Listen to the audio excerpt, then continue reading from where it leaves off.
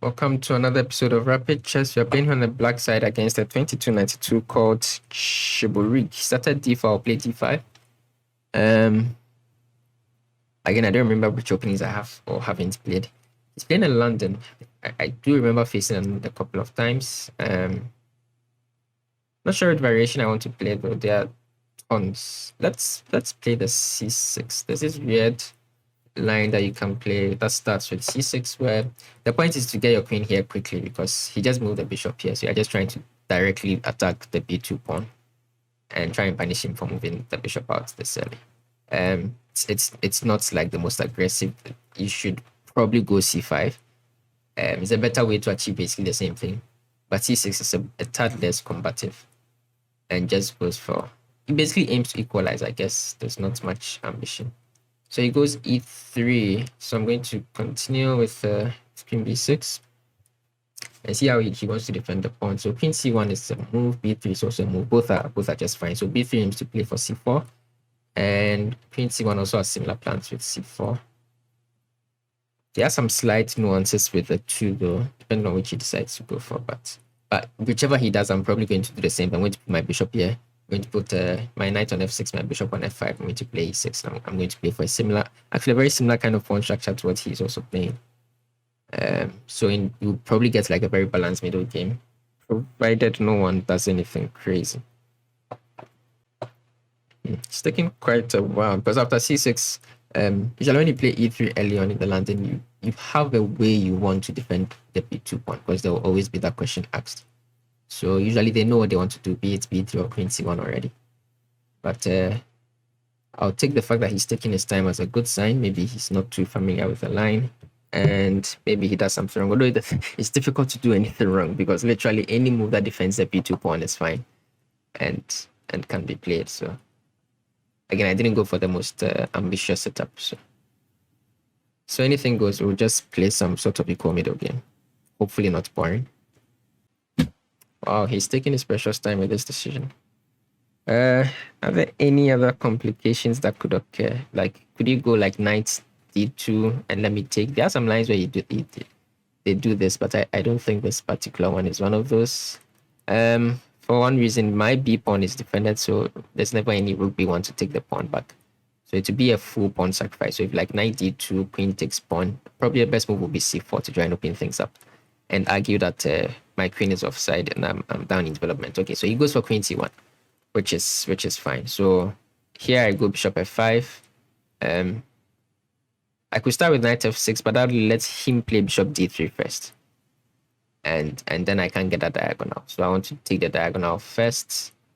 Then I'll play knight f6. I'll play e6, knight bd7, bishop out somewhere.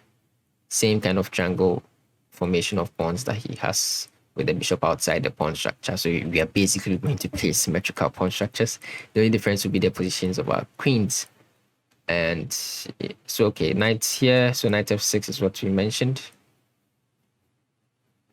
Try to see whether there's any move with a nuance I should be aware of. I don't think there's anything like that, so I'm just going to play knight f6. Usually with an early e6, you're always looking out for opportunities they might want to trade your bishop with a move like knight h4. So if I go e6 right now, a move he will seriously consider will be knight h4 to just trade my good bishop. There are a number of ways I can respond. But sometimes when you do have the time, you can just start with h6 before you go e6. So that with any knight h4, you can drop your bishop back to h7. But you only do that if you have the time. A lot of the time you don't. And I think this is one of them. So I don't think I have the time to start with h6 here when he's already threatening to open things up. So I'm going to go e6. I think that is the way to go. Knight c3. Okay, so this knight needs to come out. This bishop needs to come out. It has two squares, e7 or b4. The knight has only one square. So in general, in the opening, you move your less flexible pieces first, right? So I don't know exactly where I want the bishop to be. Actually, I'm fairly certain I'll it on e7. But b4 is also a possibility that could be important in certain lines. So after bishop b4, I'm threatening this knight e4, for example. So I'm going to move the knight first because for the knights, there's no other square but this one. An interesting possibility though is after I do this, he decides to take, which is a fairly common thing. I think then I can take with this pawn, so it's fine. Okay. So knight bd7 is what I'll start with. So the tension here is also interesting. So it's good that he didn't play the triangle pawns, went for c4 because it introduces a bit more intrigue, because now the possibility of him pushing is there, the possibility of him taking is there. All of these change the pawn structure in interesting ways that we should both be constantly assessing and making sure that if there are any such changes, they're going out in our favor. Okay, so he goes bishop e2, which is a small victory for me because he couldn't go bishop d3. He really would prefer his bishop on d3. So I'll get this strong bishop. I'm considering starting with h6 because I don't see any imminent threats. The other move will be bishop e7. I'm not entirely sure which I want to do. I don't want him to exchange to take my bishop off the board. So I'm going to start with h6 because my dark square bishop isn't all that great.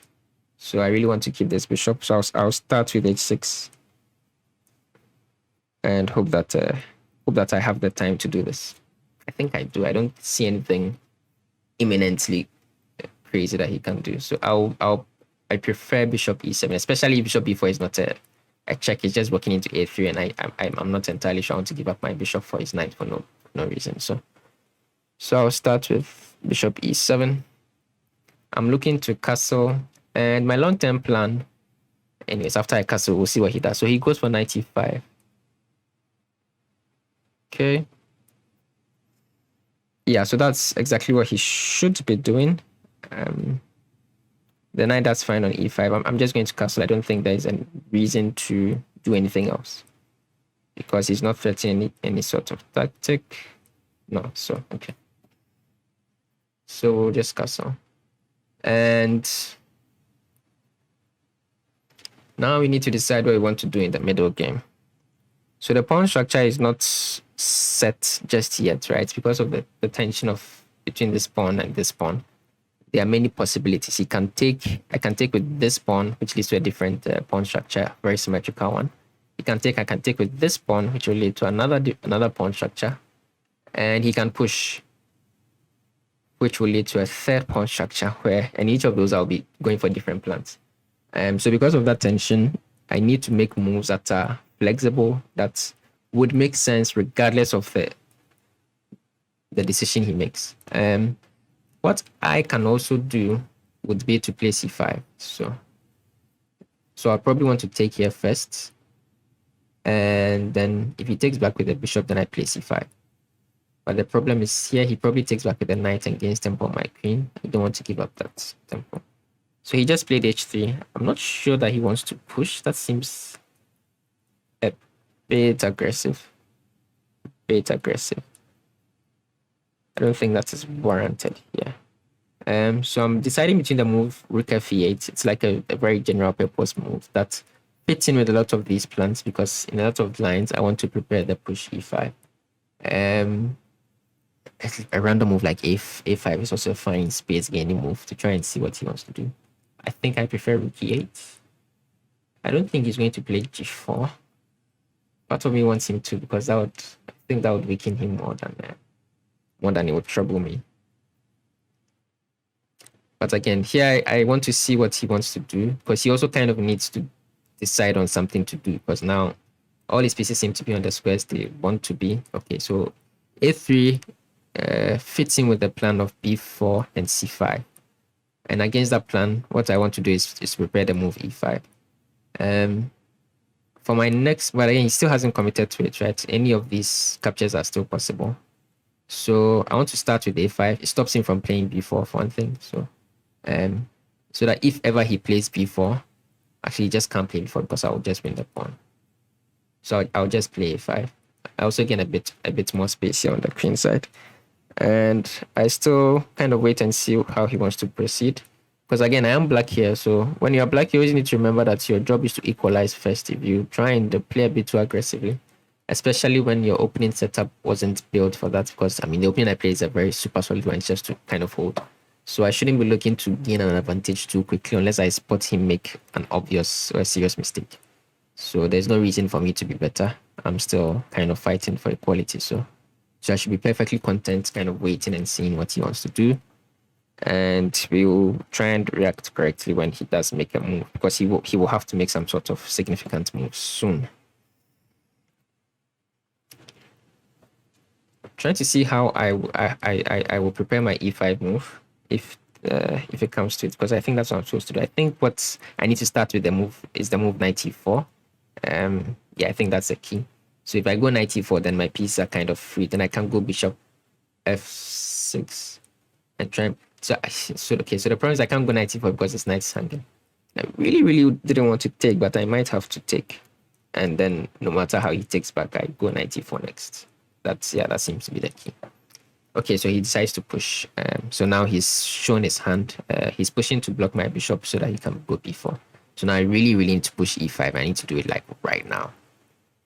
Or else I might actually be seriously worse. I'm hoping I'm not already too late, because it seems his attack is very far advanced. Wow. Okay, so queen d8 is fairly forced. I expect b4. Do I want to take and trade a pair of rooks? I think that allows the queen to start invading a bit too quickly, right? Because like takes, and then takes, then he takes somehow, then I go knight e4. Yeah, maybe that's also fine. Because if I don't take, if I just take and go knight e4, what I'm afraid of is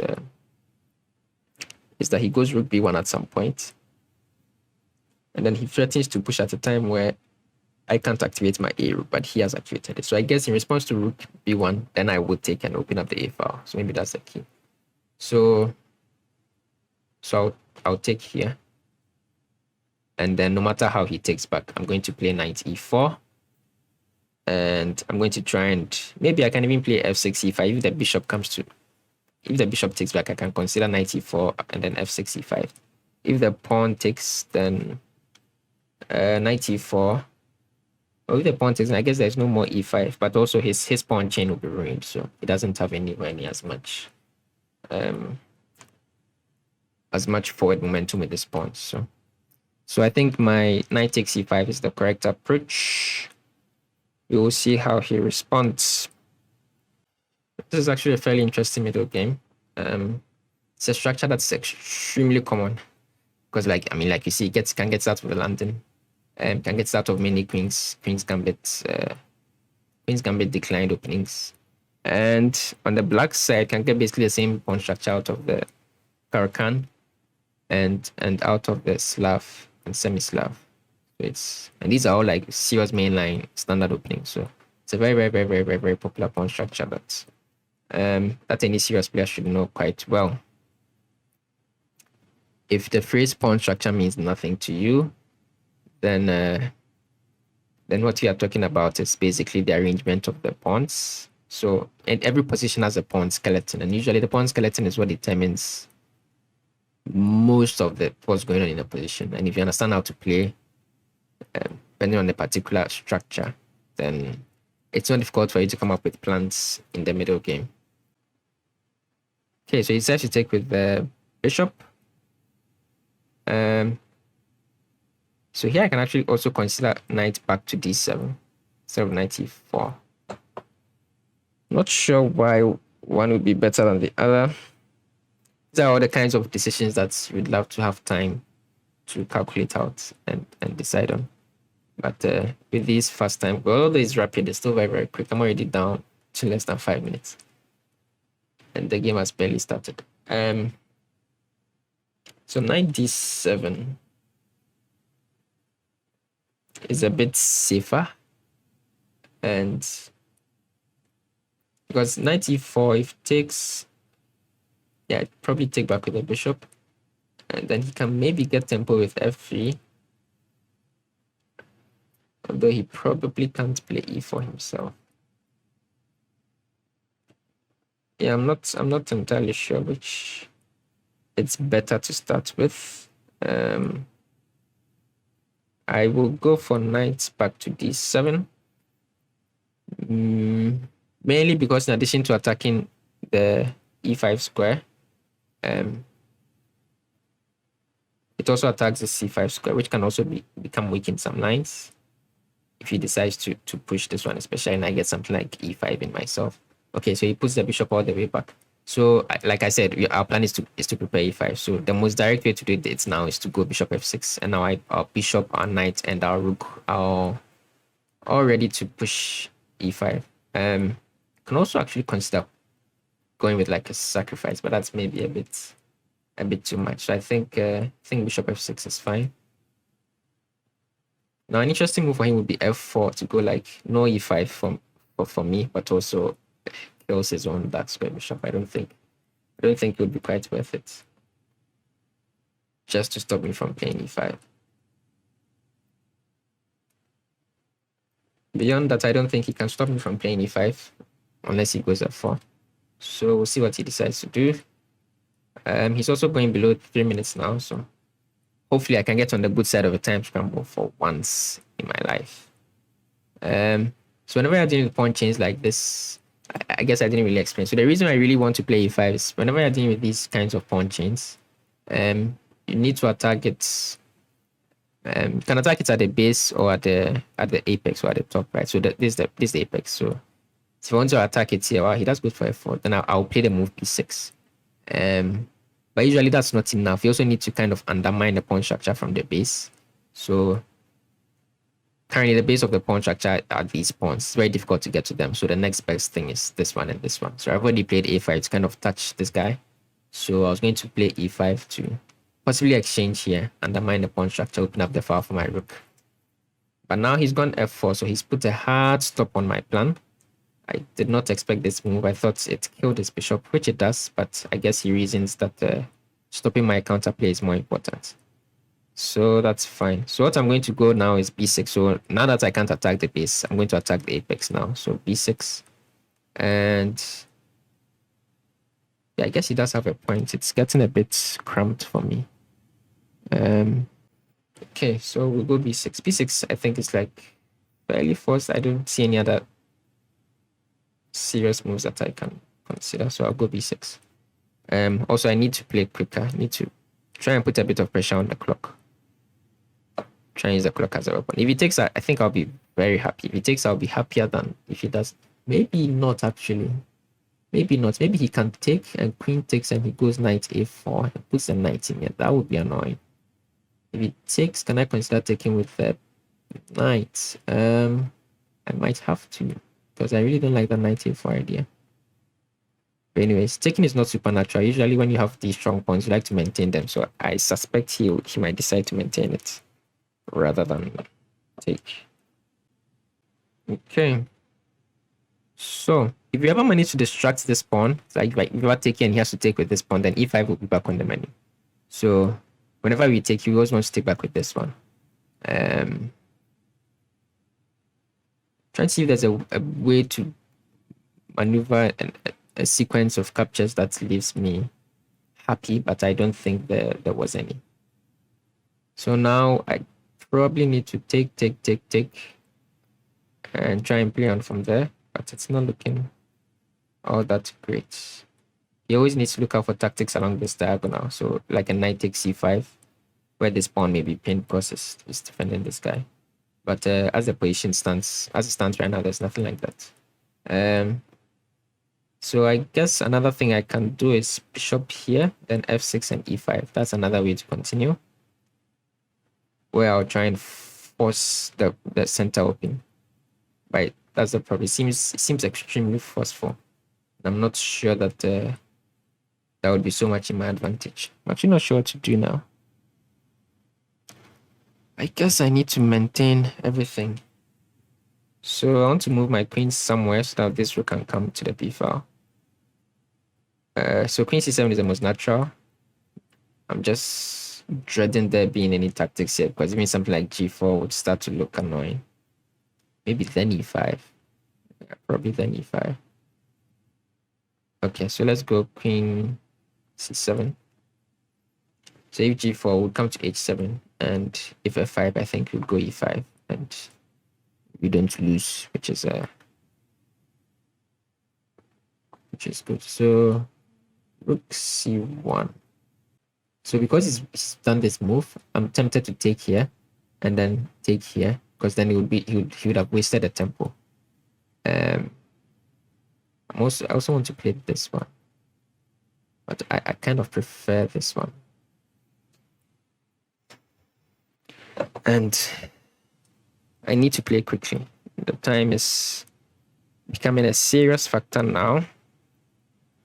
So he's trying to route the bishop to somewhere more useful. That is fine. So I will take now. And take here. And take here.